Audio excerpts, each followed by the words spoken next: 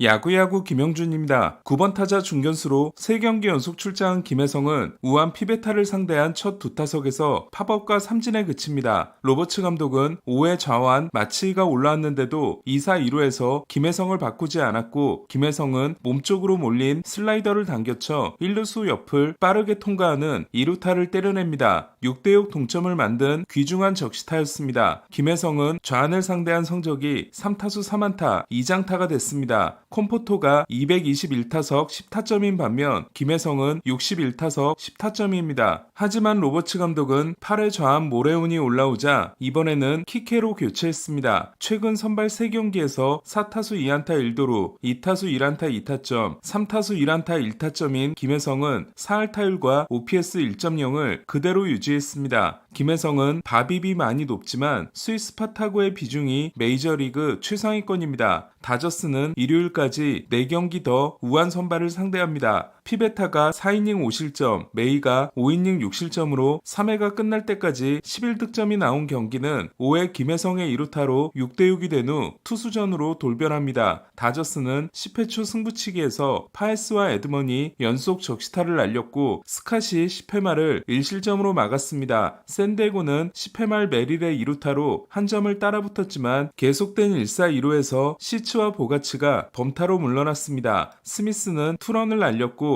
프리먼은 3안타를 쳤습니다. 파에스와 에드먼도 나란히 2안타를 기록한 반면 오타니는 첫 타석 2루타 후 5타수 1안타 1볼넷으로 마쳤습니다. 1차전부터 혈투를 한 두 팀은 내일 시스가 등판하고 다저스는 선발이 발표되지 않았습니다.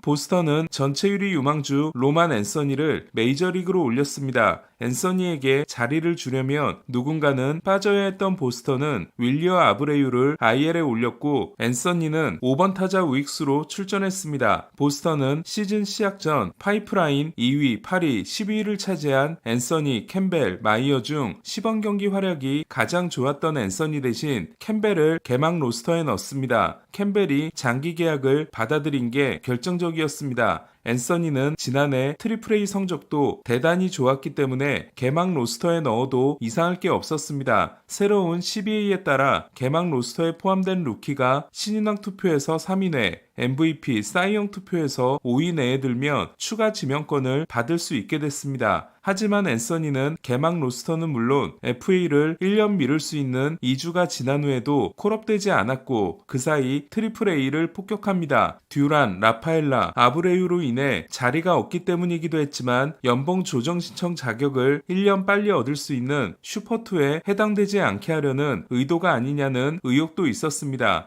앤서니는 어제 트리플 A에서 올 시즌 메이저리그에서도 나온 적이 없는 497피트 말로 홈런을 때려냈고, 보스턴은 오늘 콜업함으로써 정말 슈퍼2를 피할 수 있는 시점에서 올라오게 됐습니다. 한편 보스턴이 앤서니를 위해 듀란을 트레이드할 수 있고, 샌디에고가 듀란을 원하고 있다는 소식이 얼마 전에 있었습니다. 양키 스타디움에서 3일 동안 30득점, 20실점을 했던 보스턴은 9회 말과 10회 말에 극적인 동점을 만들었지만 11회 초 2실점은 극복하지 못했습니다. 9회 동점을 만드는 과정에서 땅볼 타점을 올린 앤서니는 4타수 무안타 1볼넷 1삼진 후 11회 말 대타로 교체됐고, 공을 뒤로 빠뜨리는 실책도 했습니다. 15승 4패를 질주한 템파베이는 토론토와 와일드카드 공동 1위입니다. 맹검은 4안타 경기를 했습니다.